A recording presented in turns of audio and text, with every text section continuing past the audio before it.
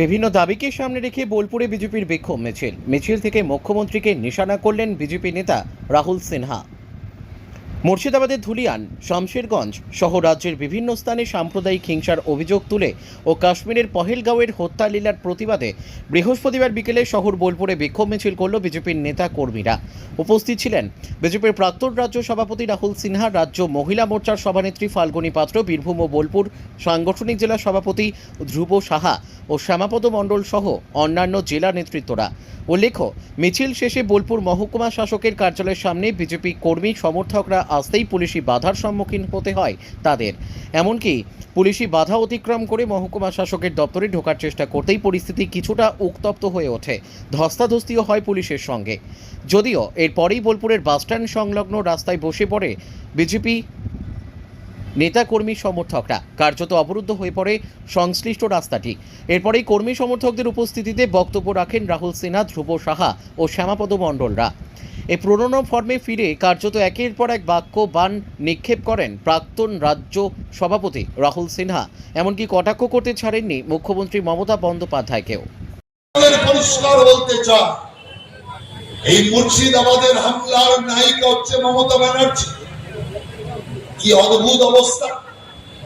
এখানে আমাকে কি কাউকে বলতে হবে কোথাও গিয়ে আমি হিন্দু না মুসলমান? আপনারা যারা আছেন তাদের কাউকে বলতে হবে যে মুসলমান তার নামেই লোকে বুঝতে পারবে মুসলমান। হিন্দু যে নাম বললেই বুঝতে পারবে হিন্দু। কিন্তু এমন অদ্ভুত অবস্থা, রাজ্যের মুখ্যমন্ত্রী মমতা ব্যানার্জিকে চিৎকার করে বলতে হচ্ছে আমি ব্রাহ্মণ, আমি হিন্দু। কেন অবস্থা? সবাই প্রতিরোধ করতে হবে। যে হাত মন্দিরের দিকে উঠেছে, দেবতার কসম, ওই হাতকে ভেঙে গুড়িয়ে দিতে হবে। সেই কারণে আজকে একটা চোরদের সরকার, যারা চাকরি বিক্রি করে 26,000 শিক্ষককে পথে বসিয়ে স্কুলগুলিকে আজকে শিক্ষক শূন্য করে দিয়েছে, সেই চোরদের সরকার, সাম্প্রদায়িক সরকার, হিন্দুর মারা সরকার, এই সরকারের বিরুদ্ধে আজকে আমরা এই জেলার সভাপতি শ্যামাপদ মণ্ডলের নেতৃত্বে আমরা আজ রাস্তায় নেমেছি এবং ওর প্রেসিডেন্টশিপে এটাই প্রথম আন্দোলন। এবং যেভাবে সমস্ত জেলার কার্যকর্তারা এই আন্দোলনে যোগ দিয়ে এই আন্দোলনকে আগামী দিনে এক বড় আন্দোলনের রূপরেখার ইঙ্গিত দিয়েছে, তার জন্য আমি আপনাদের সবাইকে ধন্যবাদ জানাই। করতে জানি, প্রতিরোধ করতে জানি, প্রয়োজনে প্রতিশোধ নিতে জানি। তো মনে করি মুর্শিদাবাদে যেটা হয়েছে এটা মমতা ব্যানার্জির উস্কানিতে হয়েছে।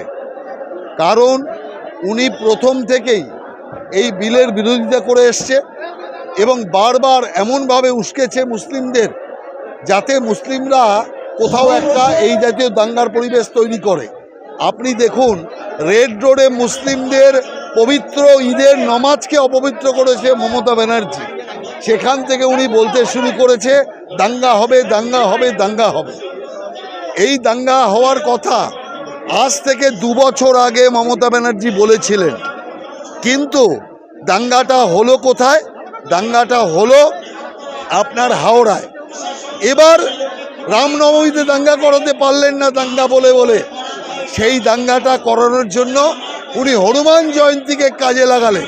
হনুমান জয়ন্তীতে দাঙ্গা দাঙ্গা করে আজকে মুর্শিদাবাদ জ্বলছে। মুর্শিদাবাদ ছাড়াও বিভিন্ন জায়গাতেও এই রকম হিন্দুরা আজকে ভয়ে সন্ত্রস্ত। আমি মনে করি যে বাংলাদেশে যখন হিন্দুদের ওপর অত্যাচার হয়েছিল তখন মমতা ব্যানার্জি সেইভাবে প্রতিবাদ করেননি। আমরা এটাও দেখেছি কোনো মুসলিম সংগঠন বাংলাদেশের সংখ্যালঘুদের ওপর অত্যাচারের বিরুদ্ধে একবারও মুখ খোলেনি। অথচ এই দেশে কোনো সংখ্যালঘুর ওপর অত্যাচার হলে সবাই কিন্তু প্রতিবাদ করে। অর্থাৎ মমতা ব্যানার্জির রাজ্যে মুসলমানরা আজকে যেভাবে মৌলবাদী রূপে তারা নিজেদেরকে পরিগণিত করেছে, আমরা মনে করি হিন্দুর আজকে নিরাপত্তা নেই। যে কারণে মুর্শিদাবাদ থেকে হিন্দুদের পালিয়ে মালদায় গিয়ে আশ্রয় নিতে হচ্ছে। কাশ্মীরের ঘটনা এটা বলবো যে কাশ্মীরে এতদিন যখন রাষ্ট্রপতি শাসন চলছিল তখন কিন্তু কাশ্মীরে একটাও ঘটনা ঘটেনি, কাশ্মীর শান্ত ছিল। যেই মাত্র উগ্রপন্থীদের সমর্থক সরকার কাশ্মীরের গদিতে বসে গেছে মমতা ব্যানার্জির মতো, সেই কারণে কাশ্মীরে আজ আবার নতুন করে অশনি সংকেত দেখা যাচ্ছে। বোলপুর থেকে শুভদীপ গুইয়ের report, crime press Bengal news.